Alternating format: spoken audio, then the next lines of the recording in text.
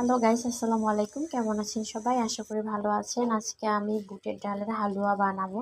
তো বুটের ডালটাকে আমি 5-6 ঘন্টা এর আগে পানিতে ভিজিয়ে রাখছিলাম এবং তারপরে আমি এখানে 1 কাপ বুটের ডাল নিয়েছি এবং 1 কাপ বুটের ডালের সাথে আমি 2 কাপ লিকুইড দুধ দিয়েছি। দুধটা আগে থেকেই জাল করা ছিল।